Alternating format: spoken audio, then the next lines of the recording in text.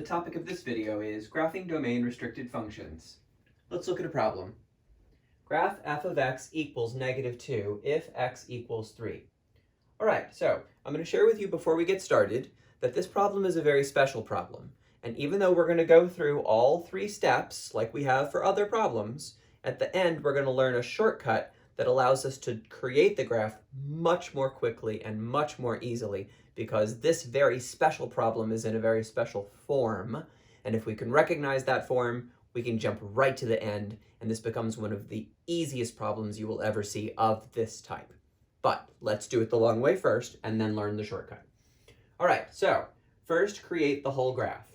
This is the constant function, f of x equals -2, or if you prefer, y equals -2.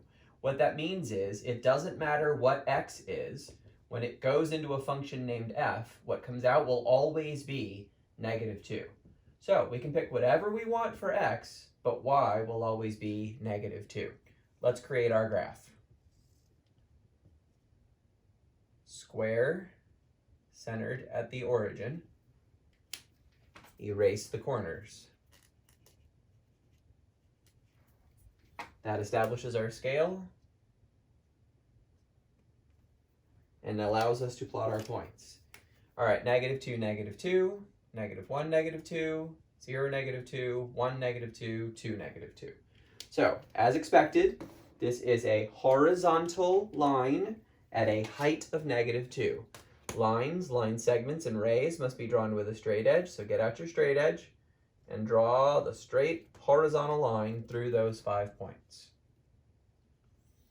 All right, there we go. That was step 1, create the entire graph.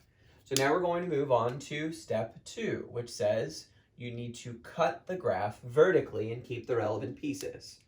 So we cut at any number after the word if. In this case, that would be 3. So I need to make sure that I have 3 on my grid here. So let's get a 3. All right, so I'm going to make a cut at 3, a vertical cut. So it's going to go through my blue line right there at that location. And now I have to decide which part do I keep and which part do I throw away. Well, I'm only going to keep the relevant pieces. I'm going to keep the part where x is 3. So over here I see numbers like 2, 1, and 0. Those are not 3, so I throw this away. Over here I see numbers like 4, 5, and 6. Those are also not 3, so I throw those away.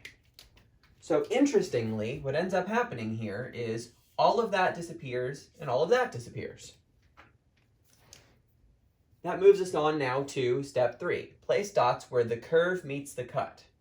Now, even though I erased the entire line, it used to be right here at a height of -2. That's going to be important in a moment because we still have to put a special dot where the curve meets the cut. So we look at the number 3. It's next to equals. Equals creates a closed dot. So we put a closed dot at 3 where the horizontal curve meets the vertical cut, which would be right here. And with that, we have our final answer. Our final answer for this problem is just a single dot. Now, let's talk about why this makes sense. And here comes the shortcut part of this. You know that f of x is the same thing as y. So what this is really saying here, if I could rewrite that in a different form, is graph y equals -2 if x equals 3. We're being given one value of x and one value for y. Well, that's an ordered pair. X is 3, y is -2. So when we're asked to graph this, what they're really saying is graph this one point, 3, -2. And that's it right there. That one point is our entire graph.